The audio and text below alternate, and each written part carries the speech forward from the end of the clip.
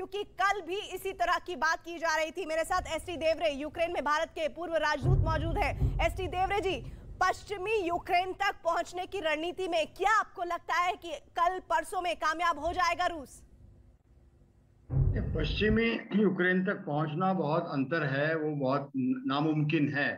मगर जो आपने अभी पहले कहा कि रूस के विदेश मंत्री ने धमकी दी है, लावरोव ने, कि वहाँ महायुद्ध होगा, परमाणु इसका उसमें इस्तेमाल करेंगे, और अमेरिका से अगर परमाणु हथियार रूस को यूक्रेन को दिए गए तो वो पूरी तरह से खत्म करेंगे। ये तो कैसे हो सकता है? क्योंकि अभी देखिए, यूक्रेन तो नाटो का मेंबर भी नहीं है, अभी तक उसको बनाया भी नहीं है। न्यूक्लियर वेपन ऐसे ट्रांसफर करना दूसरे देश में और वहां से इस्तेमाल करना, ये ऐसी कोई आसान बात नहीं है, चीज नहीं है। और ये जिस किस्म की लड़ाई चल रही है उसी के बीच में ऐसा होना बहुत बहुत ही मुश्किल लगता है। तो ये धमकी का मतलब नहीं समझा मैं, आप क्योंकि ये कह रहे हैं कि ऐसी धमकी सिर्फ और सिर्फ धमकी नहीं बल्कि गीदड़ भभकी है और रूस की मिसाइलों और टैंकों के हमले खार्किव में लगातार जारी है। जरा वो तस्वीर भी दिखा दें आपको। शहर के बीचों बीच का वीडियो सामने आया है। देखिए, ये इस वक्त आपके सामने इमारतों से धुआं उठता दिखाई दे रहा है। यानी कि अब रिहायशी इलाकों को टारगेट करने के मकसद पर अपने इस प्लान पर आगे बढ़ता हुआ रूस नजर आ रहा है। लेकिन रूस अब क्या है, सीधे तौर पर चेतावनी यूक्रेन को दे रहा है कि अमेरिका ने अगर कोशिश की कि यूक्रेन को वो अपने इशारे पर चलाएगा तो फिर परमाणु युद्ध के लिए आपको तैयार रहना होगा, क्योंकि अगर यूक्रेन को परमाणु तौर पर आप सक्षम करेंगे तो फिर विनाशकारी युद्ध होगा, परमाणु युद्ध होगा। खार्किव की तस्वीरें इस वक्त, शहर के बीचों बीच का वीडियो, इमारतों में धुआं उड़ता हुआ दिखाई देता हुआ, साथ ही शहर की बाकी इमारतों के साथ साथ रूस की बमबारी से अस्पताल भी अब बच नहीं पाए हैं।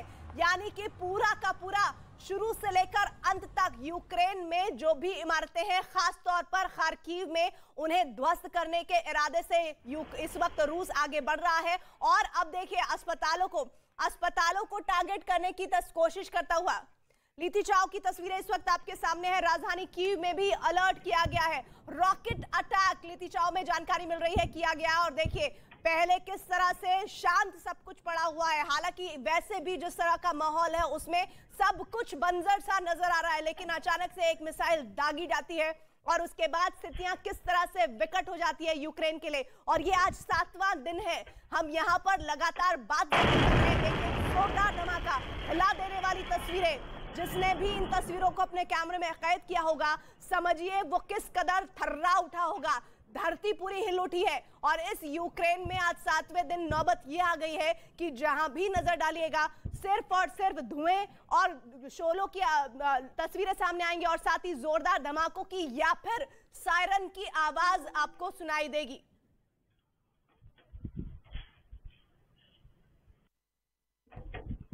तो ये तस्वीरें, ये अभी तस्वीरें आई हैं और कहा जा रहा है कि ये जो तस्वीरें आई हैं इसके जरिए किस तरह से वहां पर इमारतों को टारगेट किया गया है। और इन इमारतों को टारगेट करने का मकसद साफ है कि अब रूस पूरी तरह से लड़ाई के मैदान में उतर चुका है। वो अब किसी भी कीमत पर नहीं चाहता कि यूक्रेन इस पूरी लड़ाई में उसका सामना भी कर पाए। और अब वो उसकी इमारतों को ये सोचकर आगे बढ़ रहा है कि अब कुछ भी हो जाए उसे इस युद्ध में जीतना ही है। उस जीत की कीमत भले ही यूक्रेन के आम नागरिक ही क्यों ना हो।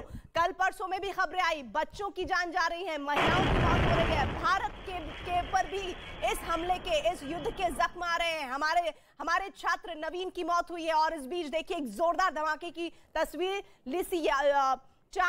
यूक्रेन की तस्वीरें हैं जहां पर आप इस वक्त जोरदार धमाका होता हुआ देख रहे हैं। और जिसने भी ये तस्वीर रिकॉर्ड की वो पूरा का पूरा कैमरा शेक करता हुआ नजर आया है। और जहां वीरान सन्नाटा पसरा हुआ था उसके बाद देखिए किस तरह की थर्राहट और किस तरह का जोरदार धमाका सुनाई पड़ा है। और ये तस्वीरें अब इस वक्त यूक्रेन में बहुत आम हो चुकी है। हर बीते दिन के साथ ही एक नई तस्वीर, एक नए माहौल को बताती हुई नजर आ रही है और जो बता रही है कि यूक्रेन में इस वक्त हालात बेहद खराब है।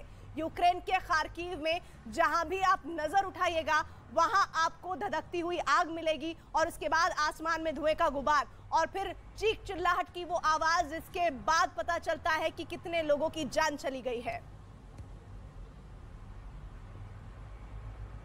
तो खार्किव शहर में लगातार बमबारी हो रही है। रूसी हमलों के बीच विदेशी छात्रों की मुसीबतें बढ़ गई हैं और इन तस्वीरों में आइए आपको दिखाते हैं वॉर रूम के जरिए वो तस्वीरें। खार्किव में पढ़ने वाले विदेशी छात्रों की लंबी कतारें आइए आपको दिखा देते हैं। ये सभी छात्र जान बचाकर शहर से बाहर किसी सुरक्षित ठिकाने की तरफ जा रहे हैं। ये तस्वीरें बेहद हैरान और परेशान करने वाली हैं।